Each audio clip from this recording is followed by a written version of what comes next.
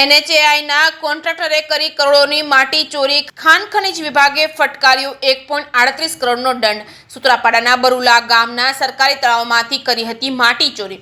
56,000 મેટન માટી ચોરી સામે આવી છે। જવાબદાર તંત્રની મીઠી નજર હેઠળ માટી ચોરીને આપ્યો અંજામ। કલકથિયા એજન્સીના પેટામાં રાજકીય મળતિયાઓ કરતા હતા કામ। સોમનાથ કોડીના રોડના કામમાં માટી ચોરી। ચોમાસા પૂર્વે 3 માસ સુધી બેફામ હજારો મેટન માટી ચોરી કરેલ છે। આખરે બરુલા ગામના આગેવાનો દ્વારા માટી ચોરી કૌભાંડને ઉજાગર કર્યું છે।